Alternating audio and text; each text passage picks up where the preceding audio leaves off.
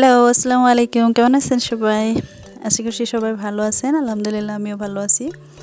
আজকে আমি রান্না করব ইলিশ মাছের পোলাও। তো এখানে আমি সব মশলাগুলো নিয়ে নিয়েছি। এখানে হলো লঙ্কা গুঁড়ো, লবণ, হলুদ গুঁড়ো, জিরা গুঁড়ো, আদা রসুন বাটা, পেঁয়াজ বাটা, গরম মশলা গুঁড়ো একটু আর দই। তো এখন আমি মাছগুলো ভালো করে মাখিয়ে নিব। তারপর 10-15 মিনিটের জন্য রেখে দিব। তো সবগুলো মশলা ধোয়ের সাথে যাতে ভালো করে মিক্স হয়ে যায়, এই তো ভালো করে আমি মাখিয়ে নিয়েছি। তো 10 মিনিট পর আমি চুলায় একটা প্যান বসিয়ে দিয়েছি, দিয়ে তেল দিয়ে দিয়েছিলাম। তেল গরম হয়ে যাওয়ার পর এখানে দিয়ে দিচ্ছি পেঁয়াজ কুচি। তো পেঁয়াজগুলি ভাজা হয়ে গিয়েছে, এবার এখানে দিয়ে দিব মাছগুলো। তো মাছগুলো আমি একটা একটা করে এখানে দিয়ে দিচ্ছি। দিয়ে এগুলো আমি একটু 2 সাইড উল্টিয়ে দিব।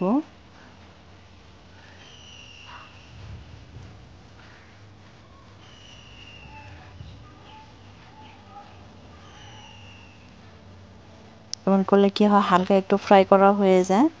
তো 2টা সাইড উল্টিয়ে দিয়েছি। এবার এখানে দিয়ে দিচ্ছি আমি মাখিয়ে রাখা মশলাগুলো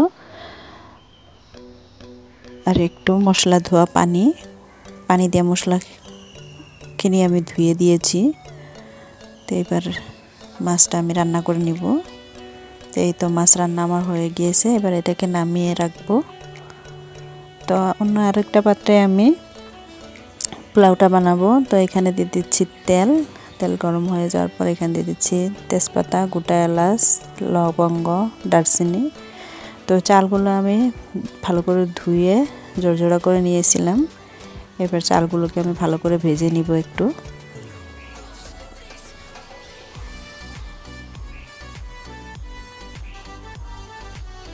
এবার এখানে দিয়ে দিচ্ছি স্বাদ মতো লবণ আর কয় টুকরো কাঁচা লঙ্কা। তো দিয়ে ভেজে নিব। চালটা যত ভাজা বেশি হবে তত ঝরঝরা হয় পোলাওটা।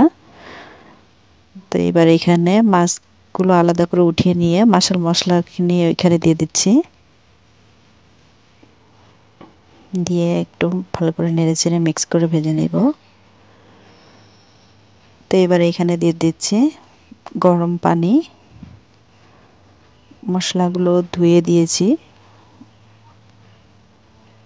গরম পানি দিয়ে।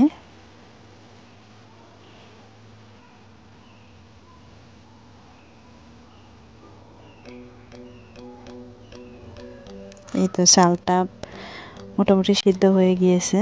এবার গ্যাসের ফ্লেম একটু লোতে রেখে দিয়ে দিচ্ছি ঘি। ঘি টাইপের যে দিলে ফ্লেভারটা খুব সুন্দর থাকে। তো নেড়ে চেড়ে আর একটু ঢেকে রাখবো।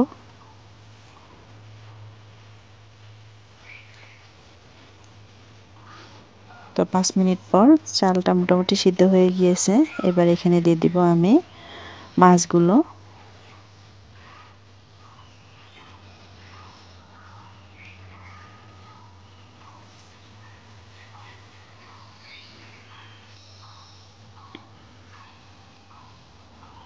তো মাছগুলো দেওয়া হয়ে গিয়েছে।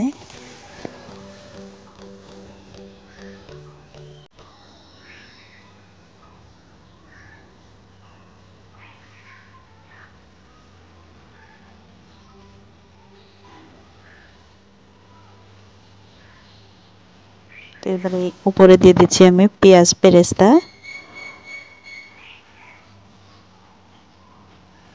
তো এবার ঢাকনা দিয়ে ঢেকে আরো 10 মিনিট রান্না করব একদম লো ফ্লেমে।